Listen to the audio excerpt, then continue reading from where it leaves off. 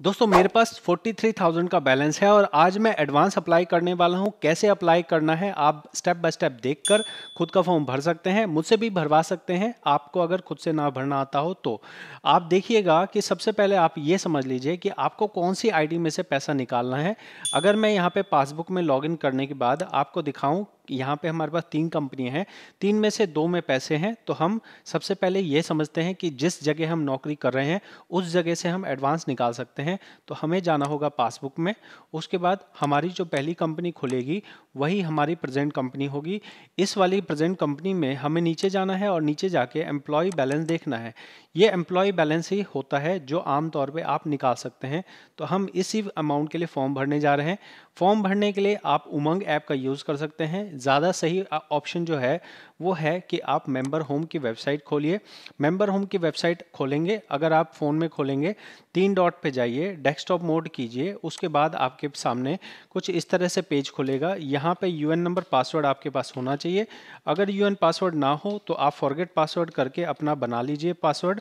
उसके बाद आप अपना लॉगिन कर सकेंगे। पासवर्ड होना आपके लिए अनिवार्य है, वरना आप यहाँ से फॉर्म नहीं भर पाएंगे। हम यहाँ पे ओटीपी जो है टाइम टाइम पे अपना पूछते रहेंगे, और आप अगर खुद से काम कर रहे हैं तो यही सारे स्टेप्स आपको फॉलो करने पड़ेंगे। 100% प्रैक्टिकल इन्फॉर्मेशन है, तो आप इस वीडियो पे ट्रस्ट कर सकते हैं। कोई भी पार्ट ऐसा नहीं होगा जो आपको लगे कि भाई ये कैसे हो गया, ये हम देख नहीं पाए या ये हम समझ नहीं पाए। सारी चीज़ें आपको क्लियर कट समझ आएंगी। तो हम यहाँ पे अपना वेट कर रहे हैं ओटीपी का। आपके पास भी ओटीपी आने में टाइम लग सकता है।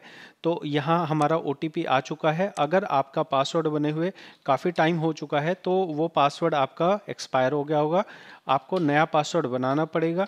जिस पर्सन का हम फॉर्म भर रहे हैं इसका भी काफ़ी टाइम हो चुका है, तो जैसा कि हमें अंदाज़ा था कि यहाँ पे हमें नया पासवर्ड बनाना पड़ेगा, तो हम यहाँ पे नया पासवर्ड बना लेते हैं।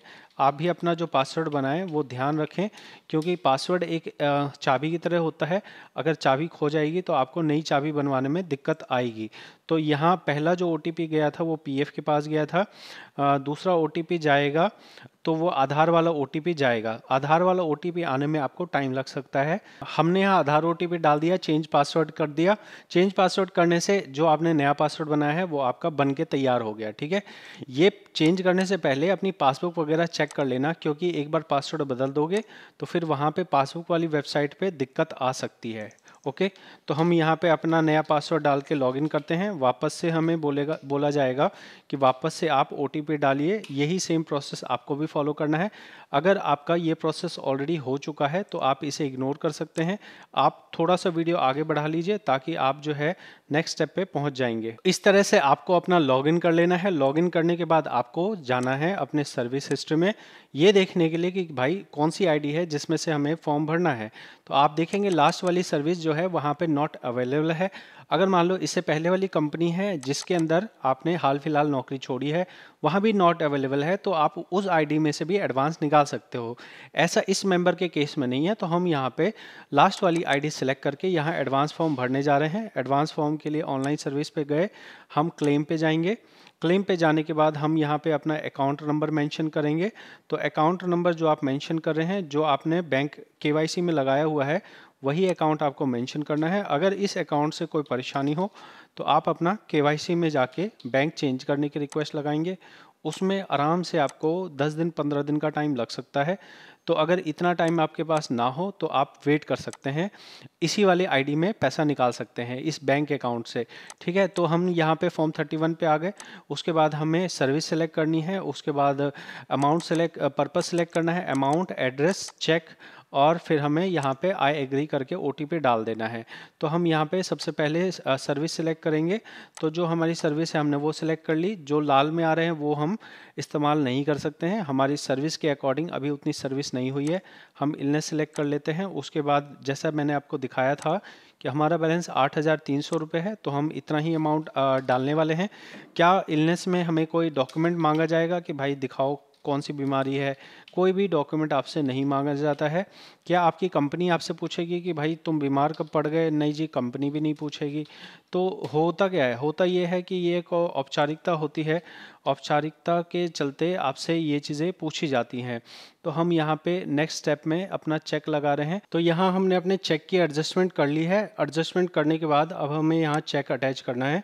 तो हम यहाँ चूज़ फाइल करेंगे। चूज़ फाइल करने के बाद हम यहाँ पे अपना चेक अटैच कर देंगे। उसके बाद नीचे जाके हमें आधार OTP कर लेना है। अब नेक्स्ट स्टेप क्या होगा? नेक्स्ट स्टेप बस इतना सा है कि अब ये रिक्वेस्ट हमारी चली जाएगी हमारे PF ऑफिस में, और उसके बाद हमारा जो क्लेम है इसमें नॉर्मली टाइम लग सकता है 5 दिन से 15 दिन तक का।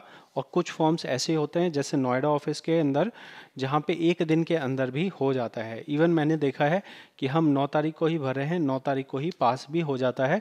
पैसे आने में 2-3 दिन का टाइम लग सकता है। तो अगर आप प्रॉपर तरह से फॉर्म भरेंगे तो आपका काम होने के 99% चांस रहते हैं। अगर आपको ऐसा लगे कि भाई हम नहीं फॉर्म भर पा रहे हैं या हमें किसी की हेल्प चाहिए, तो आप मुझसे भी कंसल्ट कर सकते हैं। अब हमारा लास्ट स्टेप हो चुका है जहां पे हम अपना OTP डाल रहे हैं और हमने यहां सबमिट का बटन दबा दिया। अब हमें क्या करना है? अब हमें सिर्फ इंतज़ार करना है। फॉर्म सबमिट हो गया। अभी ये PF ऑफिस जाएगा। PF ऑफिस जाने के बाद इसमें 5 दिन भी लग सकते हैं, 15 दिन भी लग सकते हैं। आमतौर पे दिल्ली NCR के अंदर तो 5 दिन से 10 दिन के अंदर हो जाता है। लेकिन अगर आपका गुड़गांव है या फिर ऐसा PF ऑफिस है जहां आप समझ सकें कि वहां पे ज़्यादा भीड़ है, क्राउड है, तो आपको वहां पे ज़्यादा टाइम भी लग सकता है। आप इसे चेक करेंगे ट्रैक क्लेम स्टेटस से, आप देखेंगे तो यहाँ पे आपका क्लेम अभी फ़िलहाल ऑनलाइन सबमिटेड पोर्टल आ रहा है। उसके बाद ये अंडर प्रोसेस हो जाएगा और उसके बाद ये सेटल या फिर रिजेक्ट हो जाएगा। तो अगर आपको लगे कि आपको हेल्प चाहिए तो आप मेरे से फॉर्म भरवा सकते हैं। साथ में अगर कोई कंसल्टेशन चाहिए वो भी ले सकते हैं।